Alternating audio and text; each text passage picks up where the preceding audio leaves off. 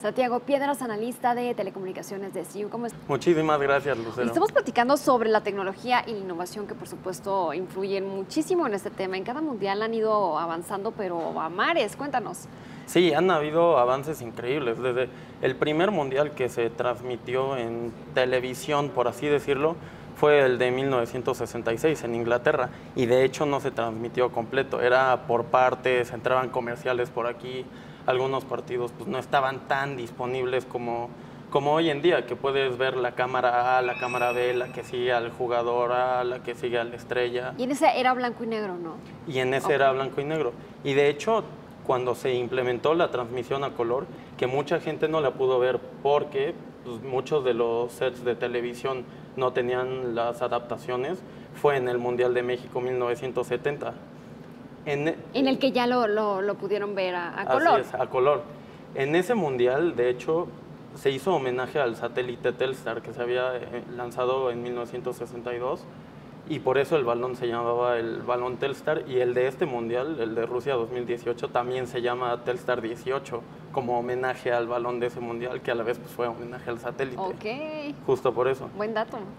Sí, y de hecho hay mucha gente que no sabe por qué en la introducción de los partidos pues en la gráfica aparece un balón, un jugador así y un satélite. Mucha gente no sabe por qué es y pues es por eso, por este pues, satélite. ¿Qué otros cambios has visto? Cambios marcados en cuestión de tecnología en cada uno de los mundiales.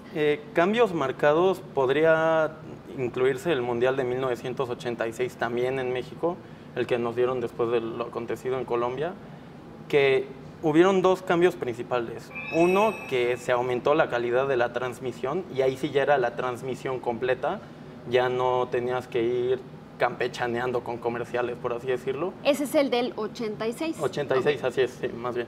Y principalmente que ahí se empezaron a implementar las gráficas en las alineaciones y como lo vemos hoy en día. Digo, hoy en día pues ya se mueven los jugadores, puedes ver cómo celebran, cosas por el estilo.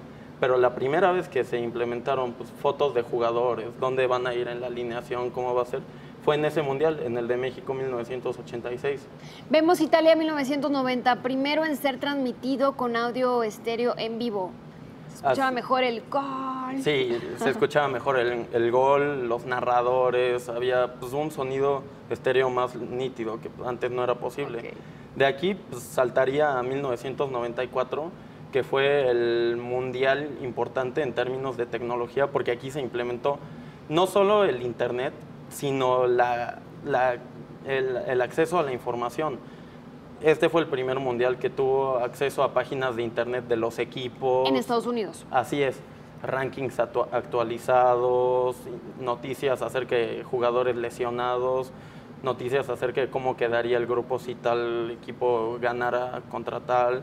Entonces, pues aquí fue cuando realmente empezó a haber una conectividad, por así decirlo, entre pues, la audiencia y las copas mundiales. Oye, estoy viendo que en Sudáfrica 2010 es cuando llegan fuertemente las redes sociales y empiezan a hacer de las suyas. Sí, así es. En el mundial previo a eso, en el mundial de Alemania 2006, estaban empezando a nacer las redes sociales, Twitter, 2006. Facebook. Sí, así es, 2006. Pero cuando realmente pues, se implementó esto fue en Sudáfrica 2010, que los jugadores enviaban un tweet de apóyame en el partido de mañana y te regalo una camiseta. O el patrocinador oficial dijo, pues anota a tu hijo para tener una oportunidad de salir caminando acompañando a los jugadores en el himno, cosas por el estilo. Y pues además fue esta interacción entre los patrocinadores, los jugadores y la audiencia, que ya no solo era la audiencia viendo el mundial, que ya no era me siento enfrente de la pantalla y veo qué sucede, sino que yo podía tratar de platicar con el jugador, que yo podía enviarle un mensaje y a veces me respondía. En Rusia 2018, ¿hasta dónde ves que ha llegado la tecnología? En Rusia 2018 pues, ha habido un doble efecto, por lado del juego y por lado del consumo. Por lado del juego, pues es el primer mundial multiplataforma, que es hands-on, que lo puedes ver en el celular, lo puedes ver en la tele, lo puedes ver bueno, en TV de paga, TV abierta, o que lo puedes ver en aplicaciones de pues, televisoras, de aplicaciones de distribuidores celulares, que lo puedes ver en varias plataformas sin tener tantas limitaciones. Por el lado del consumidor, pues se han estado implementando muchas tecnologías para mejorar la experiencia del juego en sí. el VAR, el Video Assistant Referee, que hace rato pues influyó en el juego de España y en el de Portugal. Bien. Santiago, muchísimas gracias por compartir con nosotros esta información.